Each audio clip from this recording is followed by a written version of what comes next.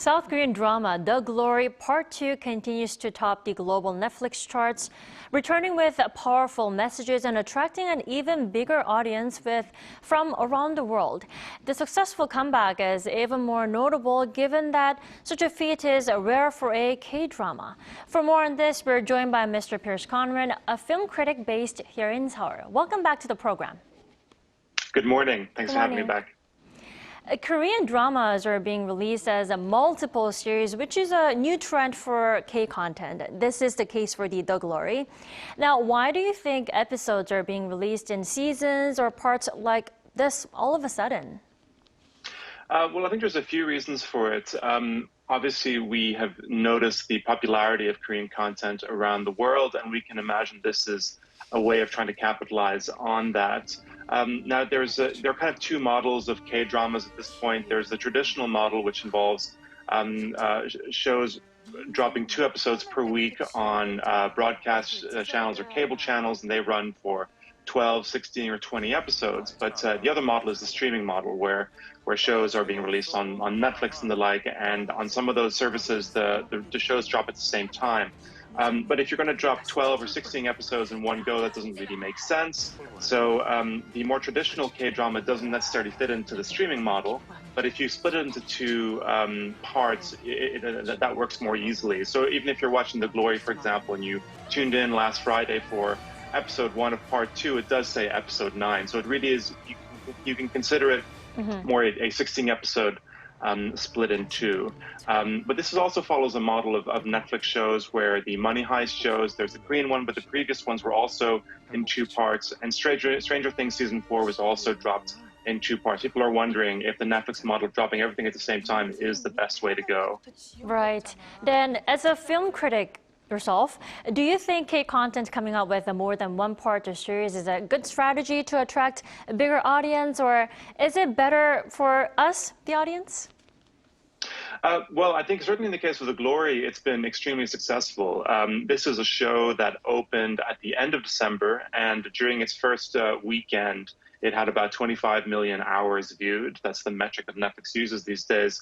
And then, it grew over a few weeks, but then part 2 just dropped, and that opened up 125 million. So that's a 5-fold increase.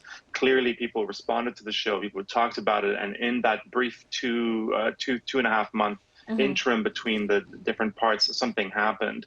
So this does work with certain shows, certainly shows that are, that audiences are going to like. How about other shows? I'm not so sure. There have been quite a few now that have done this. We've had Big Bed on Disney. We've had Decoy on Coupang Play.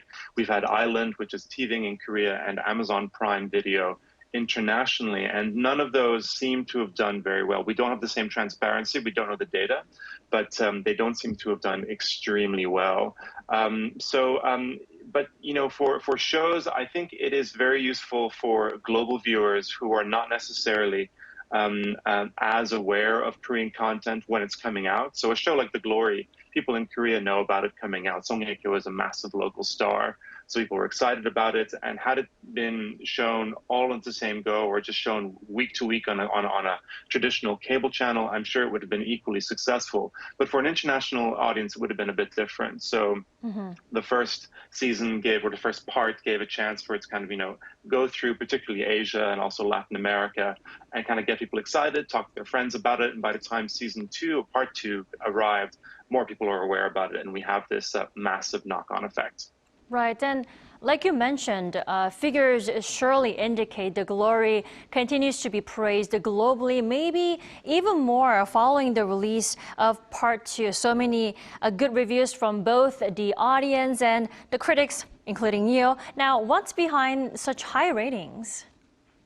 I mean, there's a lot of things that work about The Glory. Obviously, it's a good story, and at the heart of that, we have a very good revenge story. Korea has been, particularly good at making revenge stories over the years, and compared to a lot of their other content, the revenge stories are the ones that have clicked internationally. I mean, the first, Korean content that really caused a massive stir all around the world, particularly in the West, was Park Chan-wook's Old Boy, a classic Korean revenge story, and other films like that, like Lady Vengeance, have also done very well. On top of that, we have the school bullying, which people have been talking about a lot. School bullying is a theme that appears a lot in Korean media. It's a, sadly, it's a big problem in Korea, and it's vividly portrayed in the show. And other shows have done it, like All of Us Are Dead last year, another big hit. But I don't think that really dealt with the school bullying in a very it had a kind of a murky message about it. But The Glory is a more cathartic experience, and it's good for viewers, people who've experienced that.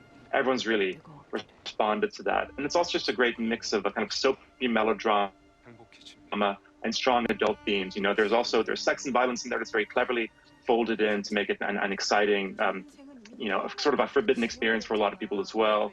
But you also have all the emotional relationships between Song Hye-kyo's character Moon Dong-un and her helper, played by Yeom Ye-ran, or her kind of plastic surgeon love interest played by Lee Do-hyun, and the various kind of relationships between mothers and their children. So much there for audiences to kind of get into, and it's not hard to see why it's done so well internationally. Right, it's a good mixture of different genres and also a lot of messages embedded in just one drama, like you mentioned. Absolutely. All right, thank you for your time this morning. My pleasure.